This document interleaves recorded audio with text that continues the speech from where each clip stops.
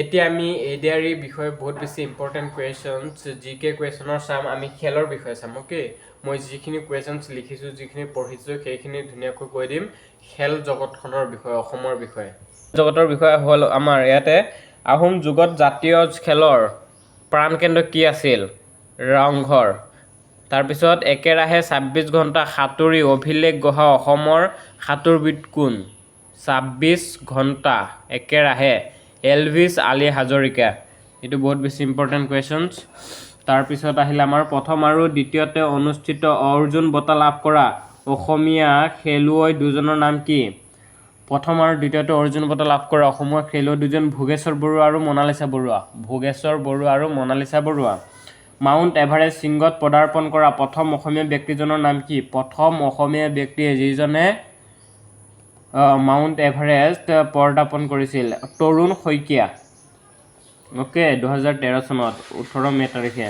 ৰাষ্ট্ৰীয় জুনিয়ৰ সাঁতোৰ প্ৰতিযোগিতাত নটাকৈ স্বৰ্ণ পদক লাভ কৰা অসমীয়া খেলুৱৈজন কোন ৰাষ্ট্ৰীয় জুনিয়ৰ সাঁতোৰ প্ৰতিযোগিতাৰ সাঁতোৰৰ কথা বুলি ক'লে অসমৰ এলভিছ আলী হাজৰিকাৰ নামটো বহুত বেছি ইম্পৰ্টেণ্ট তোমালোকে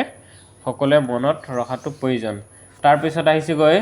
5 দিনৰ ভিতৰত এভাৰেষ্ট শৃংগ দুবাৰ আৰোহণ কৰা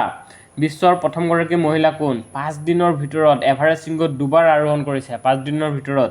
তো এইটো ইম্পৰ্টেণ্ট কুৱেশ্যন আৰু এইটো হৈছে আনছু জামাচনপা অসম জীয়ৰী আৰু অৰুণাচলৰ বোৱাৰী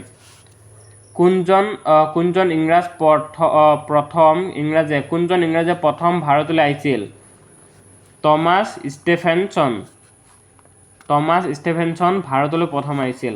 ভাৰতৰ কোন ঠাইত প্ৰথম ক্ৰিকেট খেলৰ আৰম্ভ হয় ক্ৰিকেট খেলৰ আৰম্ভ ক'ত হৈছিল প্ৰথম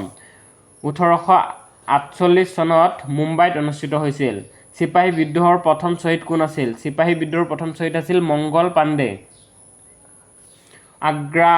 আগ্ৰাৰ তাজমহল কেতিয়া নিৰ্মাণ কৰা হৈছিল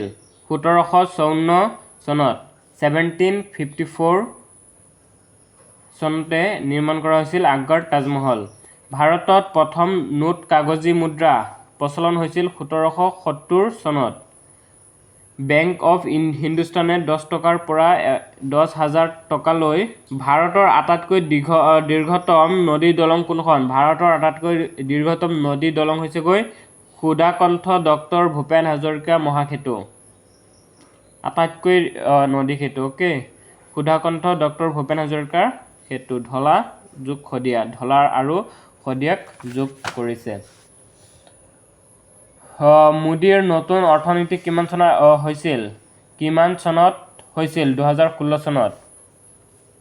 ভাৰতৰ দীৰ্ঘতম নদীখনৰ নাম কি ভাৰতৰ আটাইতকৈ দীৰ্ঘতম নদীখনৰ নাম হৈছে গংগা নদী এখন হৈছে ভাৰতৰ আটাইতকৈ দীঘল নদী 2510 কিলোমিটাৰ গংগা নদী তো আজিৰ ভিডিঅ'টো ইমানেই কেনেকুৱা লাগিছে বাকী কুৱেশ্যনখিনি আমি নেক্সট এটা ভিডিঅ'ত আলোচনা কৰিম